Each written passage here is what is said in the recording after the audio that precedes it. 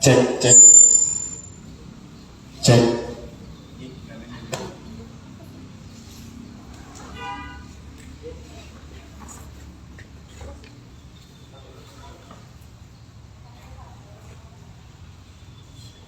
Baik, bismillahirrahmanirrahim. Assalamualaikum warahmatullahi wabarakatuh. Selamat sore kawan-kawan yang bersaksi. Alhamdulillah pada sore hari ini kita sudah melaksanakan majelis kesaksian jilid 6 serial diskusi bulan kebangkitan, karena kemarin 20 Mei kita merayakan itu. Jadi di setiap sesi majelis kesaksian kita ada tema besar yang menaungi seluruh tema rangkaian di majelis kesaksian. Nah, pada sore hari ini kita mengadakan diskusi Outlook Pilgub Banten 2024. Ini adalah sebuah rangkaian dari bulan kebangkitan yang kemudian juga kita nanti di bulan depan akan membicarakan soal bagaimana Provinsi Banten antara realitas dan juga cita-cita setelah keterpisahannya dengan Provinsi Jawa Barat di tahun 2000. Nah, teman-teman, ini adalah sebentuk ikhtiar kami dari Sangga Buana Institute untuk mengadakan diskusi mingguan di Museum Multatuli di ruang publik.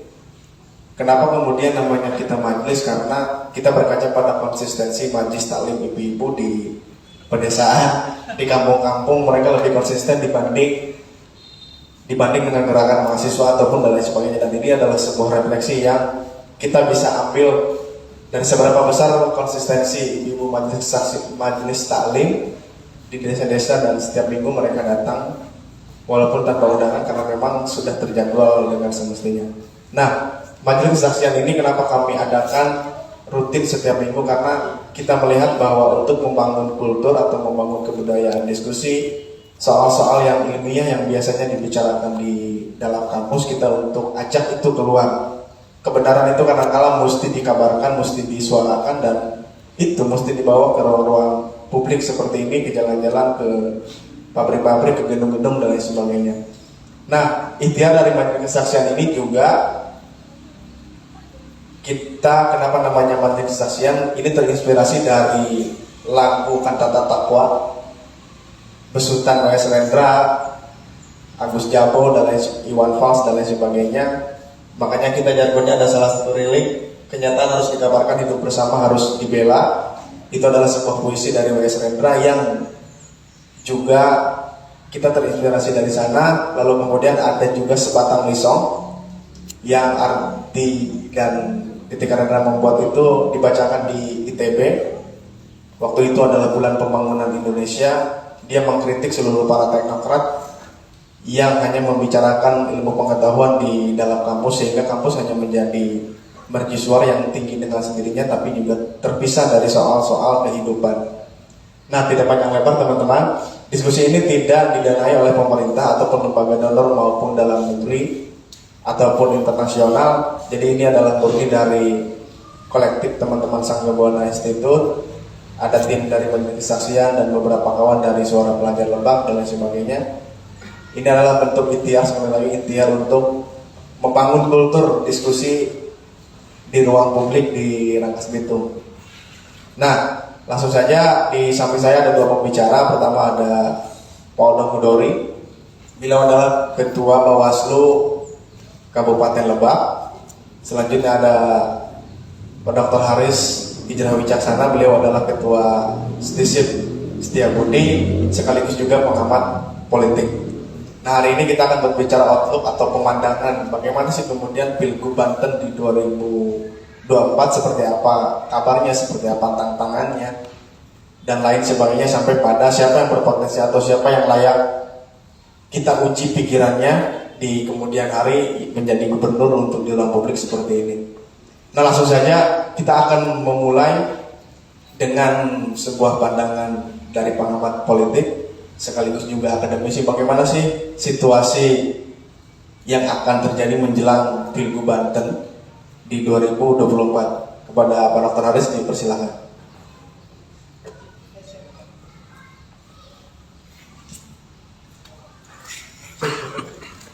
Bismillahirrahmanirrahim. Assalamualaikum warahmatullahi wabarakatuh. Masih bersama-sama ya? Assalamualaikum warahmatullahi wabarakatuh. Waalaikumsalam warahmatullahi wabarakatuh. Segera alhamdulillahirrahmanirrahim. Ya, dan kata lain kita yang pertama harus kita ucapkan itu kalimat syukur atas izin dan rahmatnya dari Allah Subhanahu Wa Taala.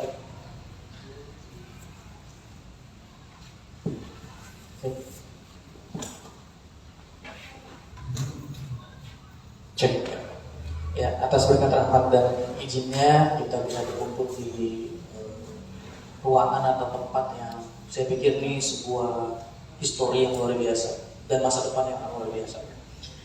Salawat salam marilah kita panjatkan pada baginda kita Nabi Muhammad SAW yang telah membawa kita dari zaman jahiliyah ke zaman akhirah. Tentunya yang saya hormati ini senior, kemudian Ketua Bawaslu Kabupaten Lebak, Kak Odong. Ini rugi kalau teman-teman nggak bisa ikut hadir dan diskusi langsung dengan beliau karena jadwal beliau itu sangat sibuk.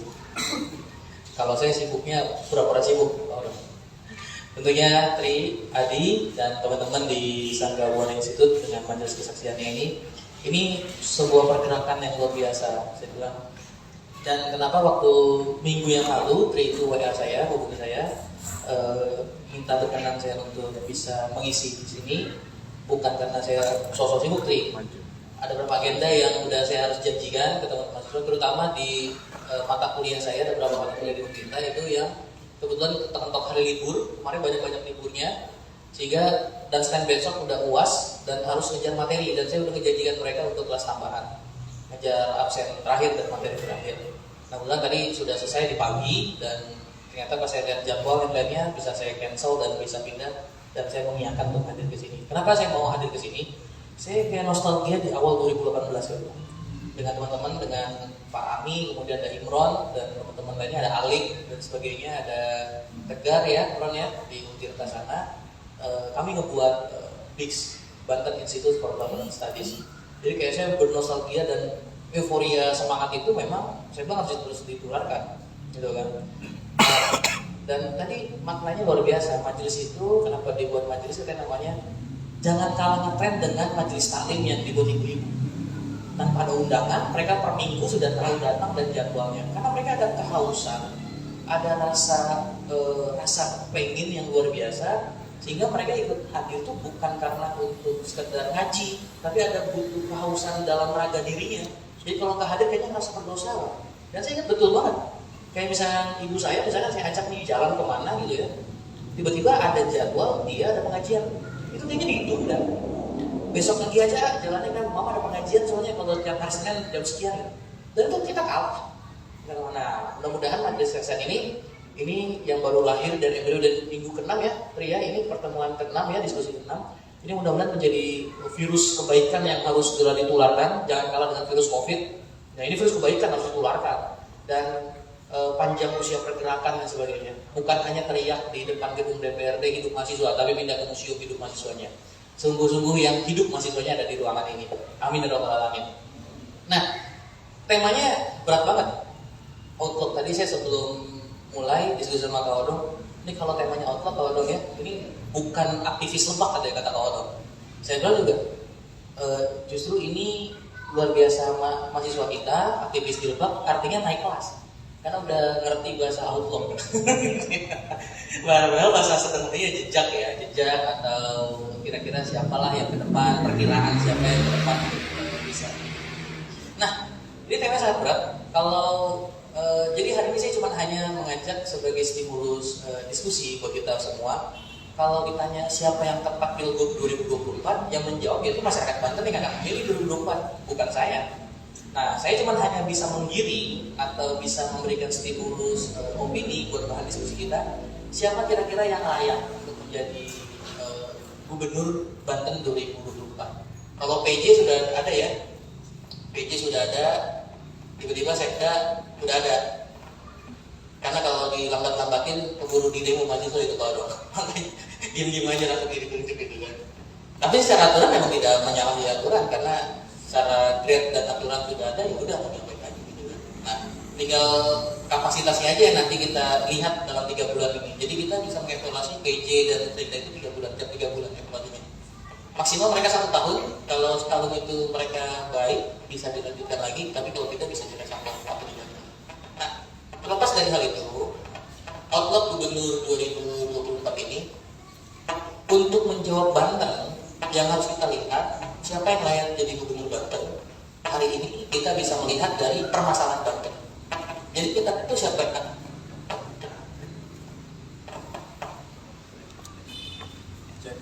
cek.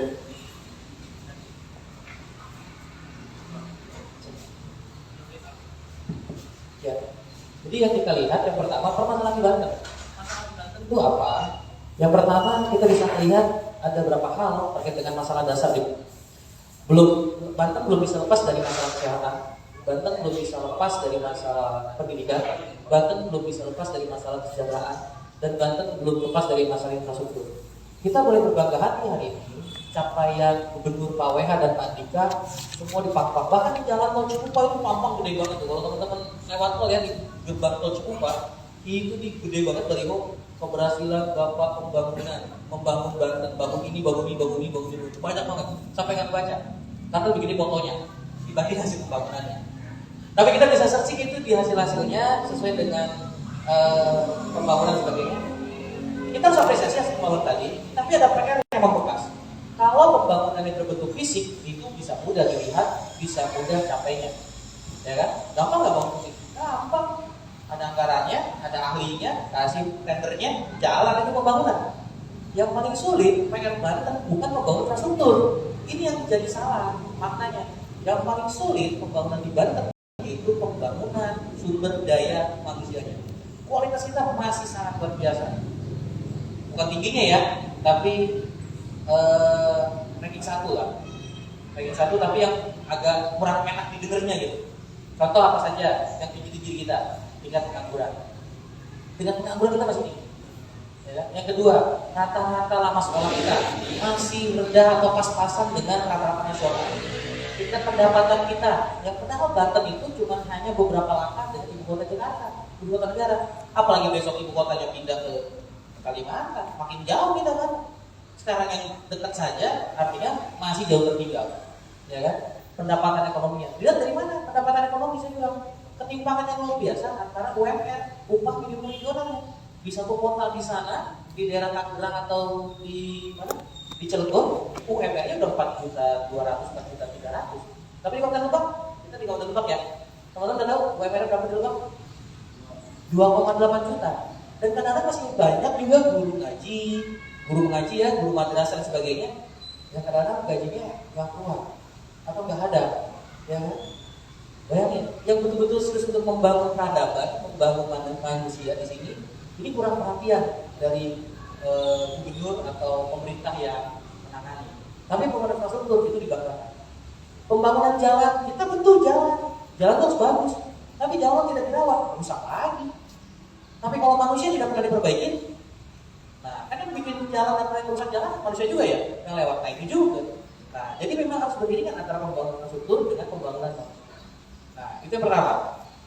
Yang selanjutnya yang kedua, poin selanjutnya, ketika berbicara outlook 2024 nanti gubernur, siapa yang tepat? Berarti tadi siapa yang bisa mengejawantahkan polemik permasalahan di Banten, kemudian dia petanya dibuka, dibuat rensranya dibuat, kemudian alat ukurnya dibuat, kemudian bikin indeksnya. Oh, misalnya di Banten kesehatan sekian indeksnya, pendidikan sekian indeksnya, infrastruktur sekian, ekonomi sekian. Ada yang bisa menjawab seperti itu, para pemimpinnya. Saran saya itu rasional, pilih. Tapi kalau cuma hanya membangun Banten harus begini, membangun nanti mau saya jadi harus begini, it's bullshit man. Bohong itu mah, janji-janji palsu kayak gitu. Ajak debat, dan saya tadi diskusi sama Tri sama Pak Odong. Kalau bisa nanti seperti majelis kesaksian seperti ini, mereka uji pikiran mereka. Terukur nggak? Misalnya, kalau saya jadi gubernur, pendidikan kan gratis. Kita tanya, anggarannya berapa pendidikan? Cara mencapainya bagaimana? Kebutuhan birokrasinya berapa? Ya kan? Caranya berapa angka putus sekolah yang ada? Setiap tahun di Provinsi Banten berapa yang putus sekolah, berapa yang terselamatkan dari SD, SMP, SMA? Apakah mereka punya data itu? Susah ya kalau gitu ya. Buset, kayaknya nggak ada yang berani kalau di sini tuh. Kalau kita uji begitu nggak ada yang berani tuh. Tapi minimal mereka harus paham itu. Kalau mereka nggak paham itu, bagaimana mereka merancang pembangunan kebijakannya yang pro pada pendidikan gimana? Jadi it's bullshit saya bilang. Tingkat kesehatan berapa rata-rata bisa angka indeks ibu yang meninggal karena melahirkan dan kurang gizi, stunting. Banten masih tinggi juga, ya kan? Upah minimum regional bagaimana? Pengangguran bagaimana? Ukur indeksnya. Ya kan? Saya selalu bilang semua itu bisa kok dikalkulasikan gitu. Anggaran Banten berapa, untuk kebutuhan ini berapa, kemudian cara mencapainya berapa. Kalau bisa seperti itu, kan gampang. Ketika nanti dia jadi, tinggal diresafel kepala dinas, kabin, kasih, dan pejabat-pejabat struktur di bawahnya. You bisa nggak? Saya punya visi Banten seperti ini, capaiannya begini, ikutin nih arahnya begini, bisa nggak? Nggak bisa, resafel. Kalau sekarang enggak, saya tim ses tuh. Minta kabin ini dong, nah, gitu, ributnya begitu kan? Saya tim ses loh, jadi kadis loh kan, gitu kan? Investasi sosialnya nggak tinggi loh. Nah, ini yang salah kaprah. Nah, sehingga Outlook 2024 gubernur siapa yang bisa menjawab hal itu, yang bisa menjawab tantangan-tantangan tadi. Uji saja, kan sekarang sudah banyak nama-nama yang muncul ya kan? Nama-nama muncul. Tanya aja kan mereka punya fanspage tuh, fanspage di Facebook, kemudian di Instagram. DM aja mereka bikin kadang-kadang bikin update apa komen. Tingkat pengangguran sekian nih Pak, gitu kan? Anggaran Banten sekian, gimana cara mencapai itu? Bisa dibalas kan? Kalau nggak dibalas, tinggal balas lagi. Belum jadi gubernur aja, baru calon aja lu udah gak ngebalas suara rakyat, apalagi udah jadi, gituin aja. Ya kan? Jadi kompor kita. Abis ini kita hilang gak ya? Enggak ya? Aman ya? Ya. Tapi memang harus seperti itu. Kita kan kelompok rasional kan, harus dibuktikan dengan pola pikir rasional. Jadi bukan karena like or dislike, suka atau suka, outlook. Nah, kemudian hal yang kedua yang saya ingin sampaikan dalam outlook gubernur Banten 2024 nanti. Tadi satu udah ya, harus bisa menjawab permasalahan dan tahu permasalahan di Banten. Yang kedua, kita menghadapi tantangan di masa depan. Banten ke depan tantangannya seperti apa? Dia harus paham. Yang pertama dia paham tentang masalah, tantangan masa depan di Banten itu apa? Kalau tantangannya video digital dan sebagainya, terus gubernurnya, wakil gubernur calonnya ini nggak ngerti dunia digital. Jangan itu main medsos saya nggak ngerti. Waduh gimana nantinya? Ya. Sekarang pertanyaan saya sama teman-teman. Ya. Apakah kalian akan berpikir untuk kenapa saya sebelum ke situ ada indeks riset bahwa kaum milenial kan selama ini selalu dibawa-bawa kan kampanye kaum milenial bahwa indeks partisipasi kaum milenial terus meningkat. Kenyataannya dari beberapa survei yang saya baca, indeks kaum milenial itu pasif. Artinya kaum milenial itu banyak yang tidak mau untuk terlibat dalam politik, bahkan mereka ngambil gerakan golput. Berarti ada yang salah nggak? Saya melihatnya bahwa ada kelompok milenial hari ini yang ketika suara mereka, keinginan mereka ini belum bisa dijawab sama calon-calon pemimpinnya, calon gubernurnya, calon bupatinya, calon wali kotanya, sehingga mereka akan bersikap ya udahlah daripada gue salah pilih, mendingan gue nggak milih siapa atau golput. Gerakan ini lah akhirnya sekarang banyak terjadi. Mendingan tidur katanya. Ya. Nah, tadi yang kedua bisa menjawab tantangan. Yang ketiga, apa yang membedakannya? Nah, saya mengutip dari beberapa tulisan riset yang saya baca, yaitu bahwa sebuah daerah atau sebuah negara jadi demokrasinya itu disebut maju, negara demokrasi dengan tingkat yang maju, partisipasinya tinggi, ketika sudah mengalami 7 kali pemilu secara langsung dan demokrasi secara langsung. Indonesia baru 5 kali kalau tidak salah, ya 5 kali, pilpres baru 4 kali. Jadi artinya kita masih ada besok pemilu dan pilpres di 2024, 2009, 2024. Logikanya ini saya masuk akal. Kenapa? 2029, 2024, 2029 dan 2034 nanti. Bayangkan 2034 saya meyakini bahwa Indonesia itu sudah memiliki demokrasi yang lebih maju. Udah nggak laku lagi jual kampanye itu isu-isu sara. Isu sara itu isu agama, suku. Jangan pilih itu mah suku Sunda. Udah nggak laku. Jangan pilih itu mah suku Jawa. Jawa sama Sunda nggak boleh bersatu, apalagi berjodoh. Kira-kira begitu ya. Ada mitos gitu ya? Ada ya? Ada ya. Nenek saya Sunda, nikah sama orang Jogja Jawa. Itu pas mau nikah panjang jalannya itu. Akhirnya saya tahu, oh ternyata ada sebuah histori yang panjang, saya bilang. Mungkin di next time kita bahas itu ya. Nah, saya yakin 2034 itu udah nggak berbicara pada unsur suku, agama dan sebagainya. Kenapa? Karena 2034 kebetulan Indonesia, kalau saya lihat Indonesia itu pada masa bonus demografi yang luar biasa. Artinya masa kemasan di bonus demografi. Usia kalian sekarang usia berapa? Kata-kata 20 tahun. 20 ya? 12. Sama kita 20 tahun ya, sama yang kau tahu. 20 tahun kita kau tahu. Mudah kita. Artinya 20 tahun tambah. Ini kurang lebih di umur 35. Di umur 35 itu puncak-puncaknya karir. Puncak-puncaknya artinya teman-teman nanjak dan terima energinya, badannya, pemikirannya itu lagi pas lagi nanjak-nanjaknya. Saya jamin usia kalian itu nggak akan lagi dengan disogok 50.000, 100.000 mobil itu udah nggak laku buat saya. Pemikiran saya udah nggak laku. Karena apa? Mindsetnya udah berbeda. Mindsetnya dengan hari ini yang pemilih, dengan pemilih yang masa depan itu udah berbeda. Nah, sehingga apa? Kalau kita tidak membangun optimis ke sana, ya, jangankan 2024, 2034, ini udah enggak. Kalau kita nggak membangun optimis, 2024 besok pemilu dan pilpres serentak semua, bahkan pilgub dan pilgub ya semua pilwalkot.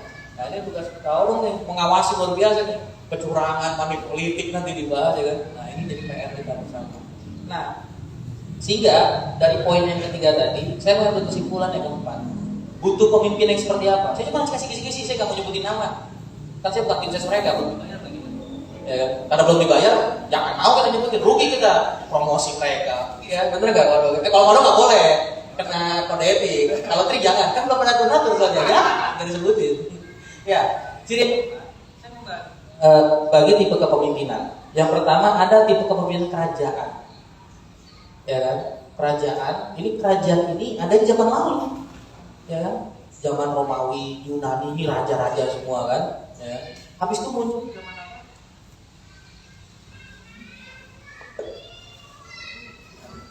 Cek ya. Bukan jauh sebelumnya, misalnya ada Fir'aun dan sebagainya. Ini zaman-zaman raja.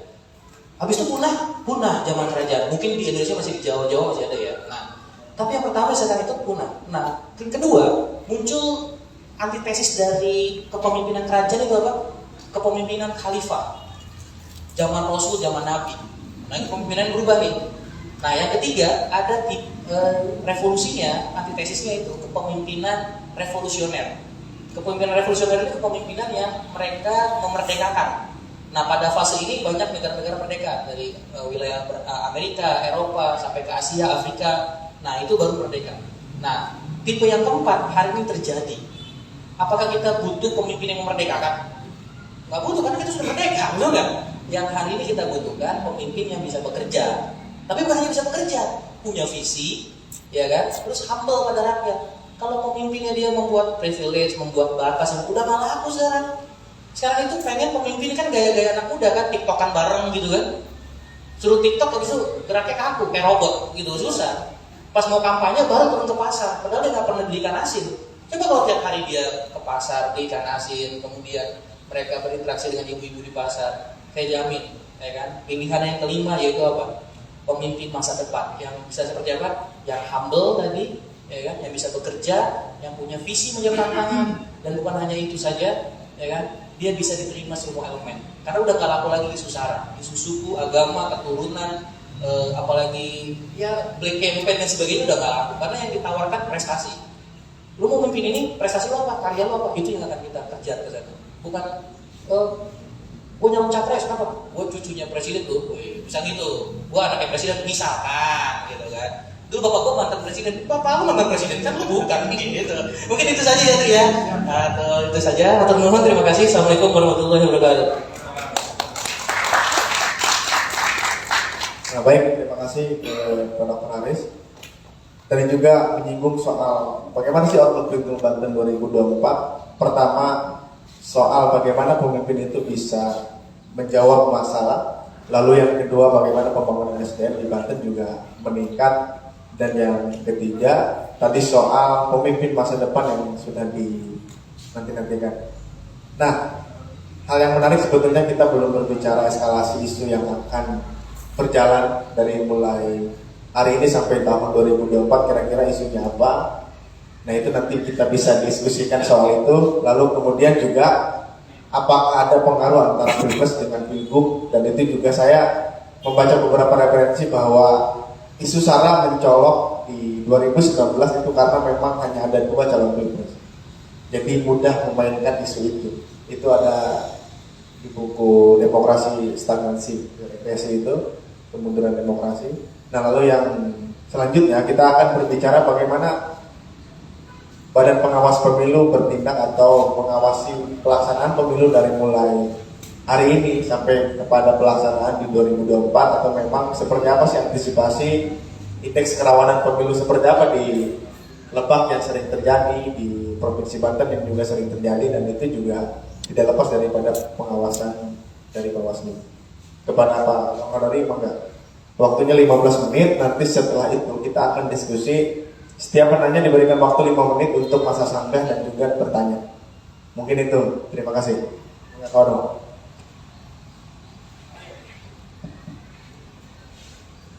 Terima kasih Pak Trik. Assalamualaikum warahmatullahi wabarakatuh. Saya ini deg-degan. Deg-degannya apa? Saya ini dikelilingi oleh akademisi. Kalau saya apa tadi? Amakadesi.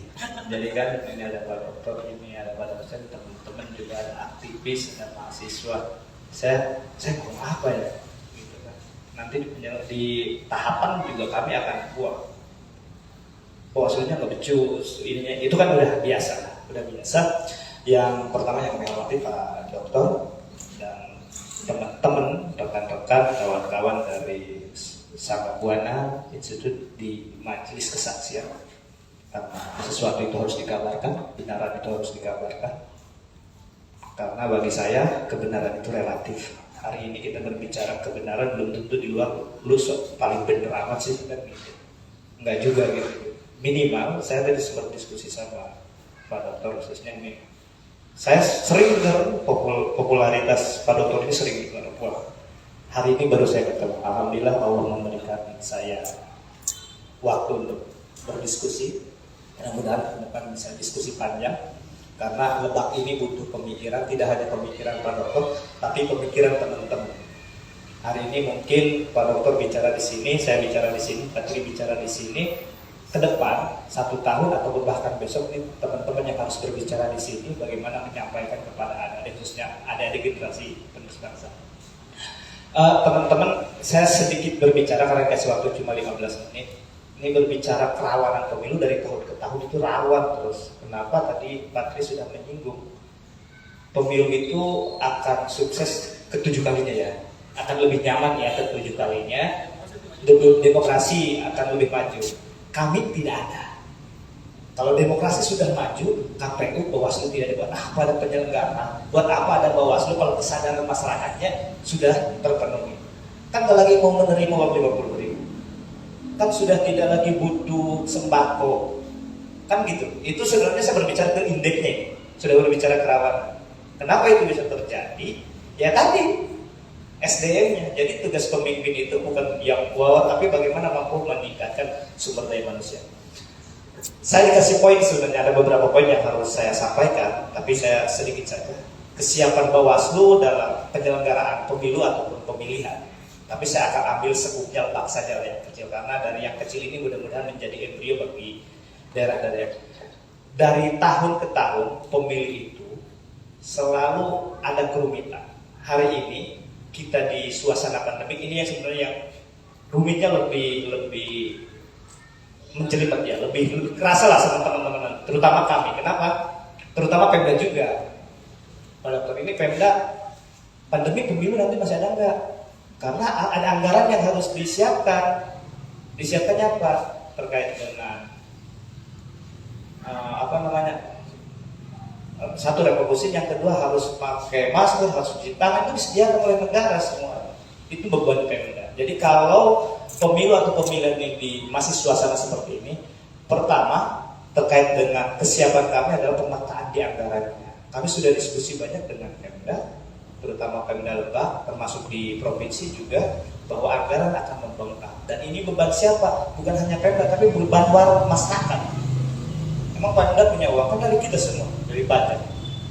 Nah, ini juga akan potensinya itu yang pertama. Yang kedua, apabila suasana masih seperti ini akan penggelembungan anggaran di pelaksanaan. Kenapa? Biasanya aturan itu per TPS itu maksimal di 700. Kalau sekarang maksimal di 500. Artinya kalau ada 5 TPS di normal nih, di masa sekarang akan membengkak. Mungkin 5 menjadi 8 dan 10.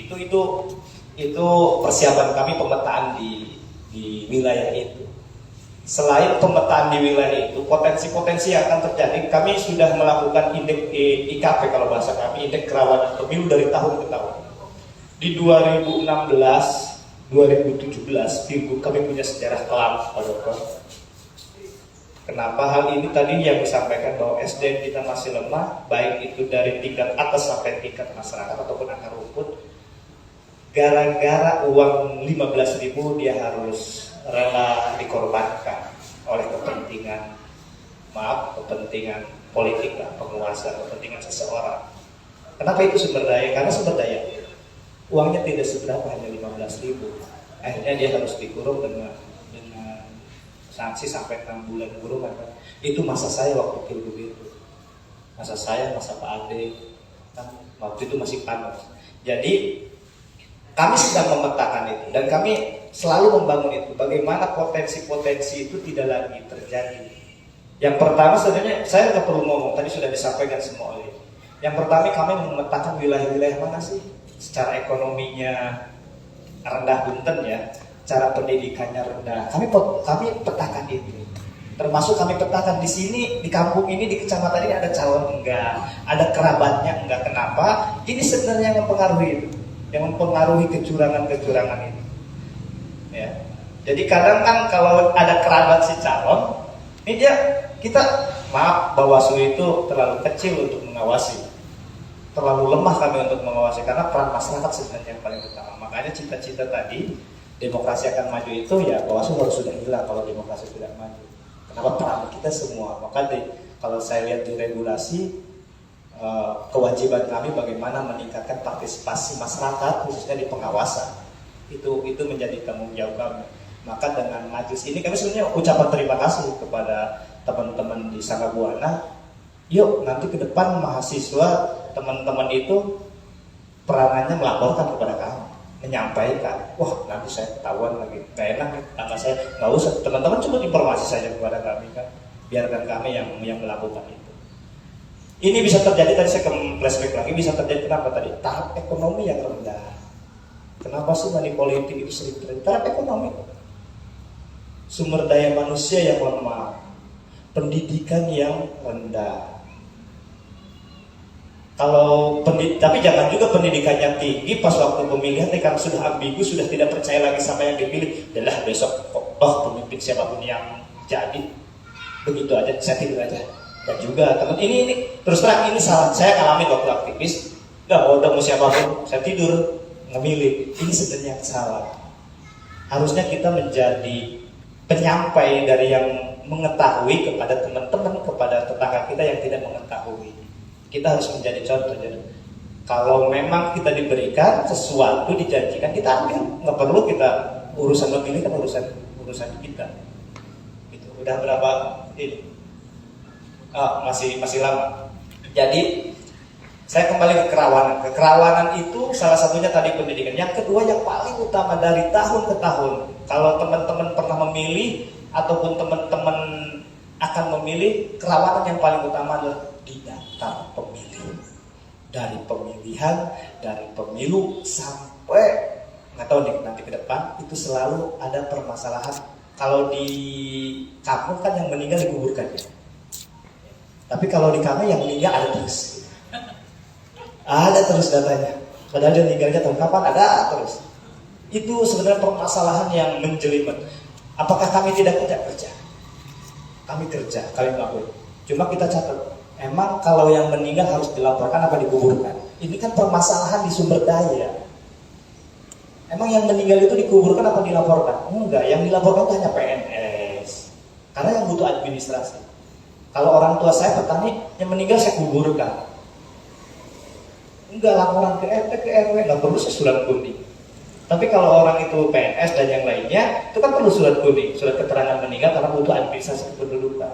Hari ini di Dukcapil juga bukan tidak kerja berbicara kalau yang meninggal laporkan. Tujuannya itu selain untuk daftar pemilih juga untuk kepentingan administrasi kependudukan.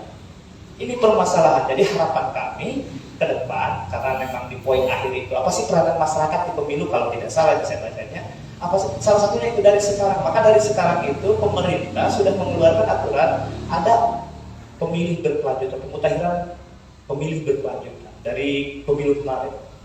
Jadi kepada teman-teman khususnya yang mahasiswa, khususnya aktivis yang ada di sini, apabila ada tetangga yang pindah ataupun meninggal, ya sampaikan saja. Nih orang ini udah pindah nih ke Serang. Supaya permasalahan-permasalahan dari pemilu, dari pemilihan ke pemilihan itu tidak selalu itu. Dan saya yakin tahun depan di pemilu 2024 dan pilbuk 2024 dan pilwakil 2024 ini akan terjadi lagi. Saya yakin ini akan terjadi lagi. Maaf tetangga saya sudah berapa tuh yang meninggal. Dan apa mereka bakal ngurusin laporan. Termasuk yang menikah. Bukan lagi kita di Lebak ini ada komunitas yang maaf tidak berbicara administrasi. Di suku Baduy itu kan apa sih? Kan gitu. Ini juga menjadi permasalahan. Itu di akurasi data pemilih, di potensi kerawanannya. Yang selanjutnya adalah yang ketersediaan logistik pemilu apabila pindah itu sebenarnya sering terjadi. Contoh saya milih di TPS ini, pindah saya ke TPS 2. Ini kerawanannya adalah di logistiknya, di syarat-syarat pencalonannya. Nama saya ada di TPS 1, saya mau pindah ini agak ribet nih. Biasanya surat suara ataupun yang lainnya tidak ada. Belum lagi jarak antara si penduduk komunitas tertentu untuk pergi ke TPS. Ini potensi-potensi ini yang akan sering terjadi dan kami sudah memetakan itu dan kami sering diskusi dengan KPU. Ini ke depan mudah-mudahan tidak terjadi. Kami sadar itu hanya usaha kami. Yang paling utama adalah di poin terakhir, peran masyarakat. Peran masyarakat untuk mengabarkan, untuk menyampaikan baik itu sesama ataupun penyelenggara. Karena pemilu tidak akan terjadi sedemikian rupa. Karena pada prinsipnya demokrasi itu kan pesta. Pesta itu harus apa? Harus bahagia, harus senang. Ini kan ribet. Pesta kok ribet. Pesta kok nggak happy. Pesta kok dibebankan. Karena kan dari masyarakat macul makati alun gara-gara milih. Kan berarti bukan pesta itu. Harusnya pesta itu senang gitu kan. Orang mau ke pesta. Oh, dan saya nanti di pesta.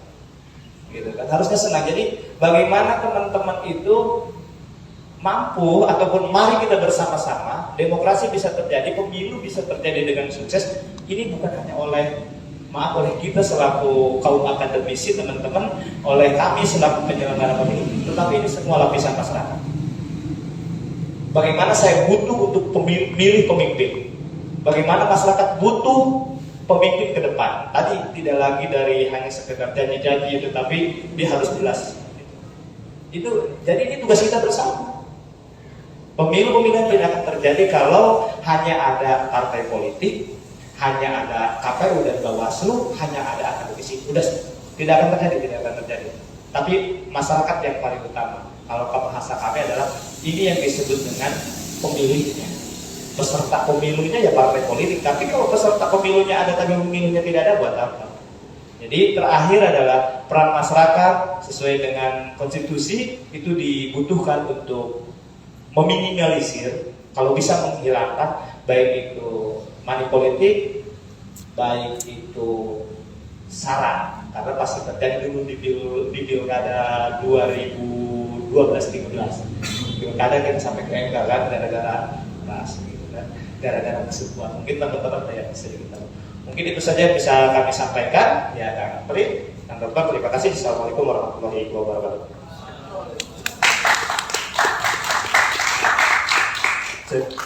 Baik, terima kasih Pak Olang Dori. Tadi kita sudah banyak berbicara tentang apa yang menjadi atau perbincangan mengenai di Bawaslu. Pertama ada soal anggaran, lalu yang kedua taraf ekonomi juga sumber daya manusia yang itu juga memperlancar money politik di sekitaran kita menjelang pemilu. Lalu setelah itu ada daftar pemilih, itu yang sangat rawan sekali pada saat pelaksanaan pemilu. Nah ini juga insight yang baru bagi saya. Ternyata memang yang meninggal itu mesti dan wajib dilaporkan. Ini bisa menjadi pesan untuk teman-teman semua, bagi masyarakat sipil yang turut membantu pelaksanaan pemilu, sehingga pemilu tidak buang-buang duit saja. Nah lalu yang ketiga juga soal ketersediaan logistik. Nah kawan-kawan, kita akan membuka sesi tanya jawab yang pertama. Saya berikan kesempatan untuk 3 penanya terlebih dahulu. Nanti setelah 3 penanya, baru setelah itu saya lemparkan untuk dijawab. Dan kalau bisa diarahkan atau ditujukan kepada siapa pertanyaan tersebut. Kepada teman-teman semua majelis kesaksian, silakan untuk mendiskusikan apa sih yang menarik dalam outlook atau pilgub di 2024 nanti. Silakan kepada teman-teman sahabat majelis kesaksian. Oke, siap. Yang menurut.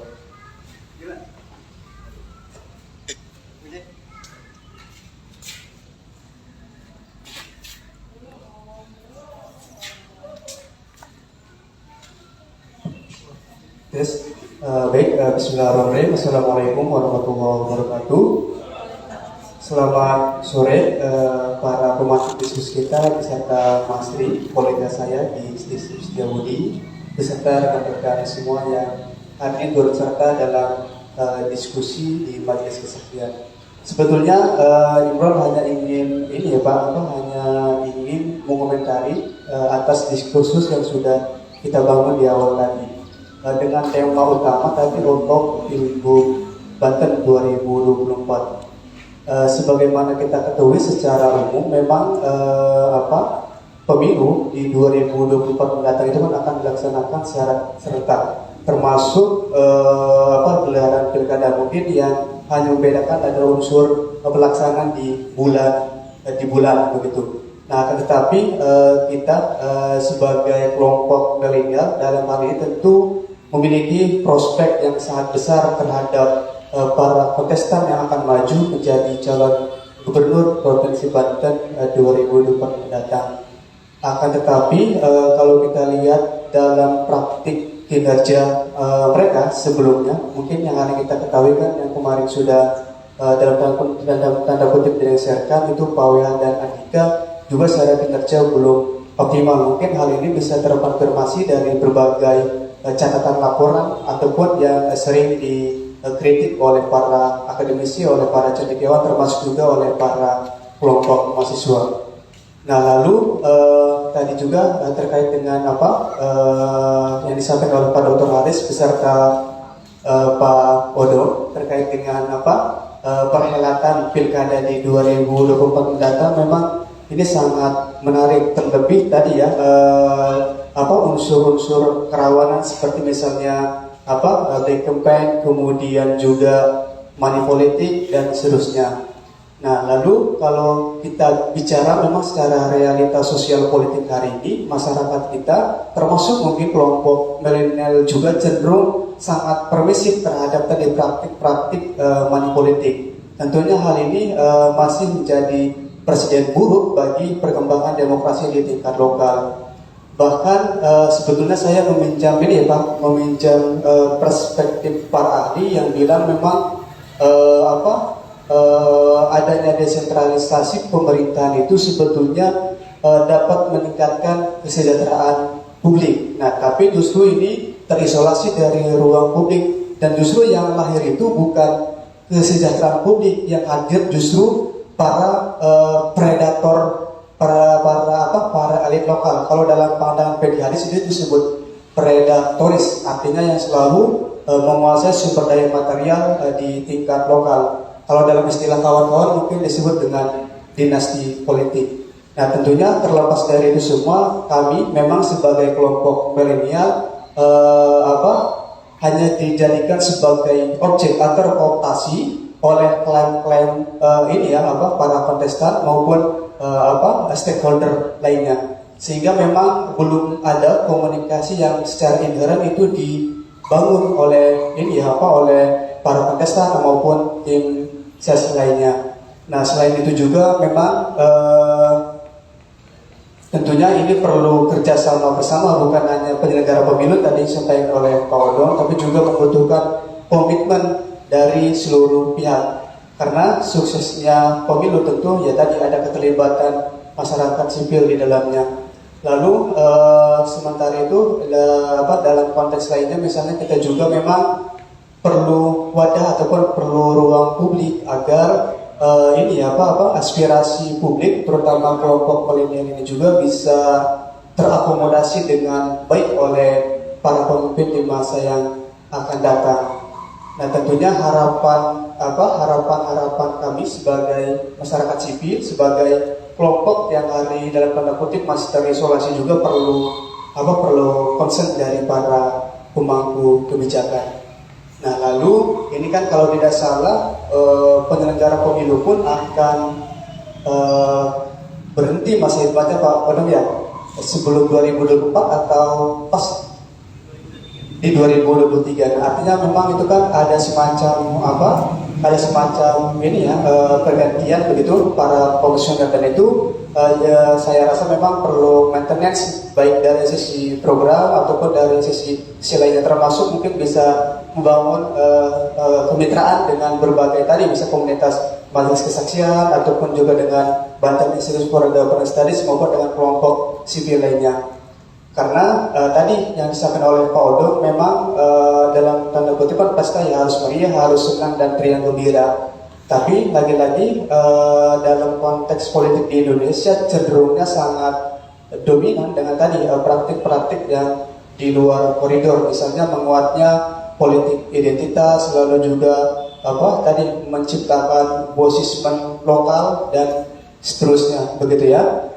Selain itu juga mungkin inilah yang kemudian disebut oleh para ahli kenapa demokrasi kita belum berkembang ya, karena tadi banyak problematika yang belum kita selesaikan.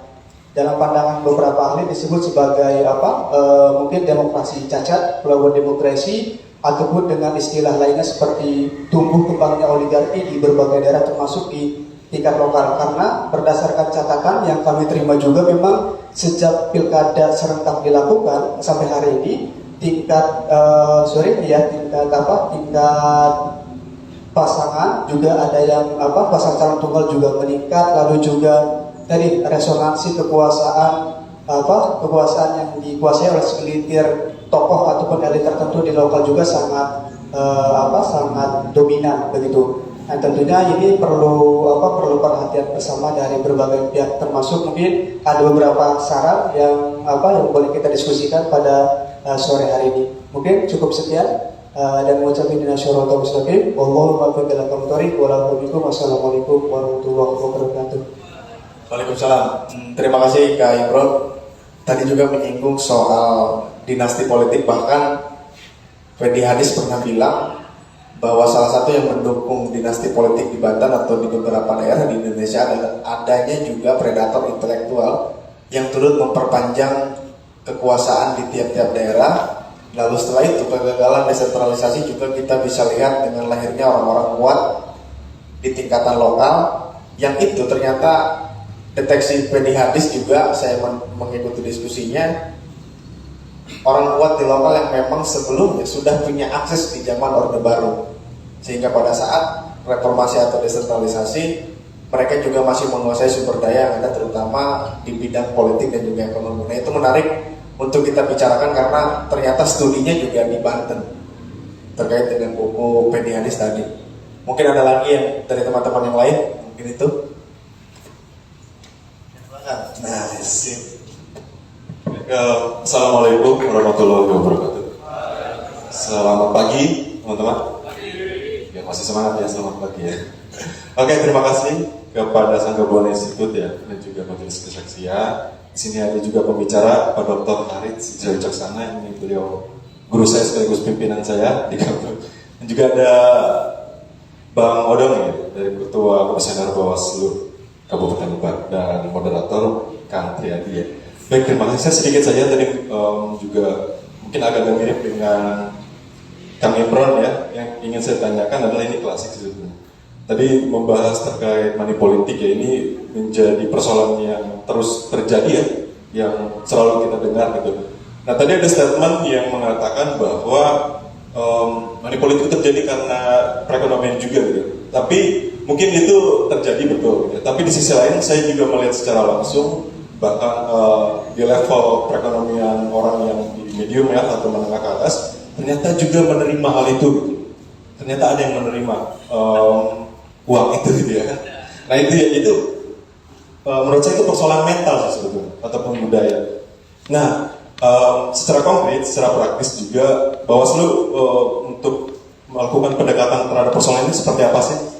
Yang repot kan secara teknisnya ya. Oke, secara gambaran umum memang oke gitu ya, masih bisa ada pendekatan secara sosialisasi dan sebagainya. Nah secara teknis ini yang door to door ini yang di bawah ini yang agak repot. Karena saya teringat dengan istilah seorang tokoh rohaniawan Frans Magnus Suseno, pemimpin yang berkualitas itu kan lahirnya dari pemilih yang cerdas ya.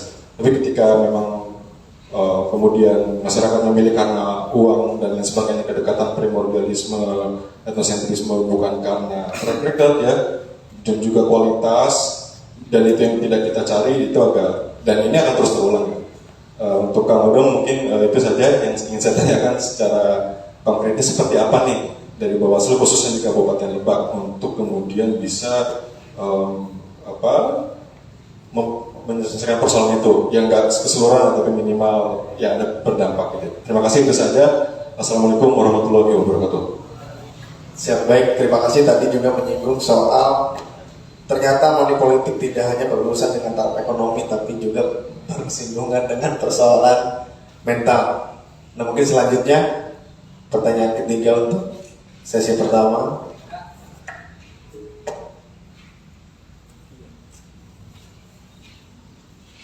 Tes. Oke. Salam sejahtera untuk semua. Om Swastiastu, Namo Buddhaya, salam kebajikan. Assalamualaikum warahmatullahi wabarakatuh. Yang terhormat para pembicara dan panitia dan Pasangga Buana Institut beserta kawan-kawan dan teman-teman peserta diskus di majelis kesaksian Nikah Studi Perubahan Sosial luar biasa. Perkenalkan, saya Ucan dari GDS Generation Dialectical Society. Kebetulan saya sedang studi di Serang dan dapat undangan karena saya suka dengan dialek-dialek kayak gini. Akhirnya saya hadir dengan kondisi hujan. Dan kebetulan pula saya asli orang Binuangan. Asli saya orang daerah. Saya orang paling pojok selatan. Cuman saya ingin berbicara di sini hanya sebatas tanggapan ya terhadap tadi apa yang sudah coba saya dengarkan dari alur diskus pada sore hari ini. Pertama adalah ketika berbicara daerah maju, saya kurang sepakat dengan apa yang disampaikan oleh Bapak para pembicara tadi ketika adalah tingkat ekonomi. Kedua, tingkat IPM, indeks pertumbuhan manusia. Kenapa saya tidak sepakat dengan konsep daerah maju itu? Indikatornya seperti itu. Pertama seperti ini, kita bisa lihat Finlandia menjadi negara pendidikan nomor 1 di dunia. Kenapa Finlandia tidak menjadi negara adidaya? Pertama. Kedua, ketika kita berbicara tentang ekonomi, Cina sekarang yang menguasai perdagangan internasional, kenapa Cina tidak menjadi negara adidaya? Nah, ternyata di balik itu semua selalu ada yang disebut dengan political will. Nah, yang mengatur adalah indeks pertumbuhan manusia, tingkat kemajuan daerah itu tergantung kepada political will, di mana kita harus bisa tadi saya kedinginan soalnya jadi agak gemetar, belum ada kopi.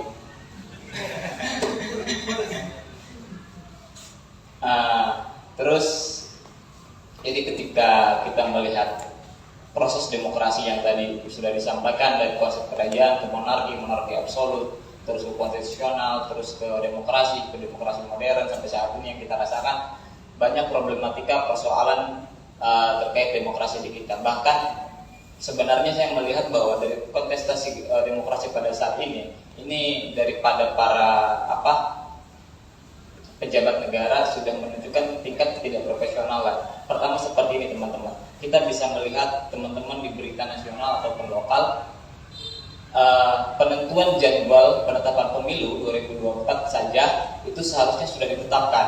Cuman alasan kenapa tidak sempat jadi rapat karena Kemendagri Pak Tito Karnavian itu beliau tidak bisa ikut hadir. Karena apa? Karena sedang berada di luar negeri menghadiri anaknya. Nah, di sana saya sudah terlihat bahwa ada sikap tidak profesionalitas yang dilakukan oleh sekelas menteri, bahwa dia tidak bisa melihat mana kepentingan publik dan mana kepentingan personal individu, karena persoalan anak itu hanya personal individu, tapi persoalan rapat urusan negara itu urusan publik warga negara Indonesia. Nah, pertama yang saya sepakati adalah kita ini tidak punya mental yang bagaimana untuk terus melakukan kebaikan, ikhtiar-ikhtiar, upaya-upaya untuk menuju salah satu perubahan. Jika mengutip Charles Darwin yang dia memberikan konsep 4 proses bagaimana menumbuhkan perubahan. Pertama adalah survival of the fittest, struggle for life, natural selection, sama progress. Di mana masyarakat dituntut untuk bagaimana kita struggle, berjuang untuk hidup, terus survival, menyesuaikan. Pada saat ini kita di tahun 2019 sampai tahun 2020 kita struggle berjuang dengan COVID. Terus setahun selanjutnya di 2020 menuju 2021 kita survive penyesuaian dengan COVID, lalu lintas menuju normal baru. Menuju normal baru ini kita pada fase natural selection, di mana kita akan terseleksi ataupun tidak. Dan ketika kita sudah melampaui proses itu, kita akan menjadi masyarakat yang progres. Nah, jika saya mengutip apa yang disampaikan oleh Pareto, untuk bagaimana bisa mencapai satu masyarakat menuju perubahan, ada salah satu yang menjadi hambatan bagi Pareto, yaitu adalah residu. Residu itu yang harus dicabut dalam konsep masyarakat. Salah satu residu itu adalah sesuatu yang non logis yang dianggap logis.